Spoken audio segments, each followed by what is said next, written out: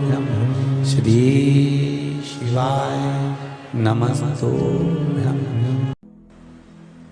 बैसाख के महीने में प्रयास करना, एक कलश के अंदर एक बेलपत्री उसमें डालकर बैसाख के कोई भी दिन महीने के अंदर शंकर भगवान को वो चढ़ा देना।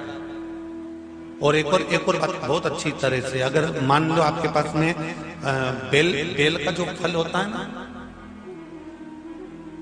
बेल का जो फल है वो बेल के फल में से अंदर से गुर्दा निकाल लेते हैं। जो अंदर गुर्दा होता है वो गुर्दा निकाल लेते हैं, और निकालने के बाद उसकी केवल जो खोल रह जाती है, जो केवल खोल उसकी रह गई, और उस खोल के अंदर, उस छिलके के अंदर जल भर लीजिए, और उस छिलके के अंदर जल भरकर उस जल को ताम्र पात्र में डाल लीजिए, और वो जल ले जाकर घर का जो व्यक्ति रोगीला होता, जिसको रोग खत्म ही नहीं होता, कहीं दमे की बीमारी, कहीं सांस की बीमारी, कहीं कोई शरीर में कुछ ना कुछ दुखता ही रहता है, या शरीर में कुछ ना कुछ कष्ट रहता ही रहता है, तो वो जो बेल का जो फल होता है उसका जो गुर्दा निकाल लिया जाता है, उसकी जो खोल होती है, जैसे संत महात्मा साधु नहीं होते, तुम्बा रखते हैं उसमें पानी भरते हैं, ऐसा उसमें जो पानी हो वो पानी ताम्र पात्र में लेकर उस जल को शंकर भगवान पर कुछ मात्रा में समर्पित कर दीजिए।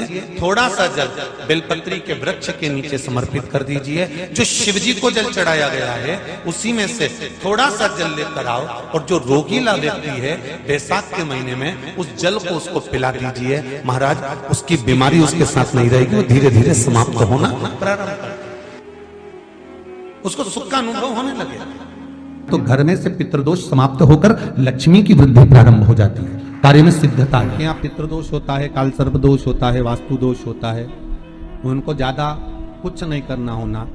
महाराज, एक बेल का फल लीजिए। क्या लेना है? बेल का फल, बेलपत्री का जो फल होता है उसको ले लो, उसके अंदर का जो गुर्दा होता है, अंदर का जो भाग होता है, उसको निकाल लीजिए, और उस बेल के फल में आटा सेक कर उसमें शक्कर मिलाकर उसको उसके अंदर भर लीजिए।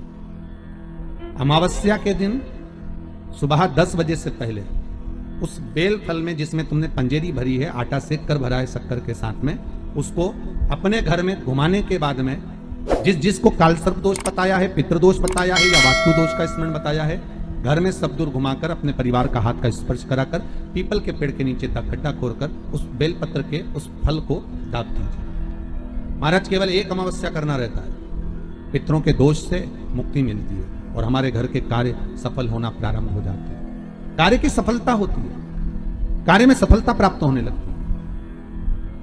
हम तो कई बार कहते हैं महाराज जी, अगर ऐसा लगे किसी औषधि को आप ले रहे हैं, मालूम पड़े कि औषधि आपको लग नहीं रही है, शिव महापुराण की कथा करेंगे, मान लो औषधि आपको नहीं लग रही, आपने औषधि बहुत दिनों से ले रहे हो, कोई दवाई, मान लो आप किसी भी दवाई को ग्रहण कर रहे हैं और वो औषधि लगी नहीं रही है, वो शरीर को लगी नहीं पा रही, और आप ठीक ही नहीं हो पा रहे, 15 दिन हो गए, 8 दिन हो गए, बताओ, उतना की उतना ही कैटरीना है, उतना ही उतना अपना भरा हुआ, वही की वही लीवर, वही की वही किडनी, वही की वही स्मरण, सभी कुछ वही है, उतना की उतना ही। बीपी भी ऊंचा नीचा चल रहा है पर लेवल में नहीं आ रहा, शुगर भी लेवल में नहीं आ रही, तो प्रयास करा करो महाराज, बेलपत्री के फल का जो गुर्दा है, अंदर का जो भाग है फल का, उसको पानी में गला लीजिए, और प्रदोष कम से कम प्रदोष नहीं हो और बीमारी जरा दवाई लगी नहीं रही हो तो बिना प्रदोष के भी कर सकते हो, उसको पानी में गलाइए। आधा घंटा पानी में, जैसे आपको सुबह मंदिर जाना है 10 बजे, तो सुबह स्नान कर कम से कम 6:30-7 बजे उसको पानी में गला दीजिए, और उस बेले के फल का गुर्दा से गला हुआ पानी शिव जी को ले जाकर समर्पित कर दीजिए। महाराज, उस पानी में से थोड़ा सा 1 चम्मच पानी शिव जी पे चढ़ा हुआ लेकर आ जाइए। उस पानी को जो बीमार व्यक्ति है उसको औषधि देने से पहले मात्र आधी चम्मच से भी आधा चम्मच उसको दे दीजिए। भगवान शंकर का श्री शिवाय नमस्तुभ्यम का जाप कर उस पानी को देने के बाद अगर आप औषधि देंगे तो ये पक्का है कि औषधि अपना कार्य करना प्रारंभ कर देगी और वो स्वस्थ होना प्रारंभ होगा, वो स्वस्थ होगा।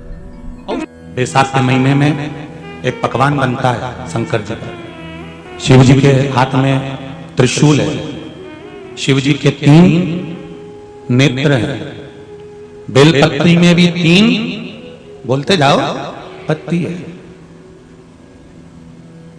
बैसाख के महीने में जो शंकर भगवान को प्रसाद का भोग लगता है उसमें भी 3 ही चीज मिलती है। सत्तू कोई दूसरे महीने में बनता है? जम के तो बोलो नहीं। कब बनता है?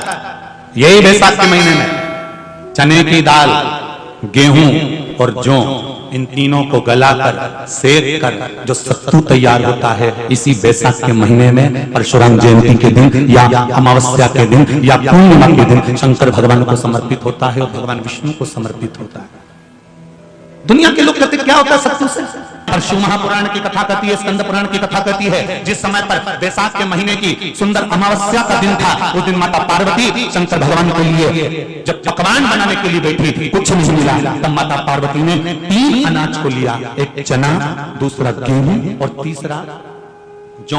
इन तीनों को भींग रहे थे, उसको लेकर आए गंगा जी में से उसको सेक कर माता ने अंगीठी पर और उसका जो सत्तू बनाकर शिव को दिया। शंकर भगवान ने कह दिया, सुन पार्वती, ये सत्तू नहीं, ये मेरी औषधि है। बैसाख के महीने में जो खाएगा वो जिंदगी भर रोएगा नहीं, शरीर से स्वस्थ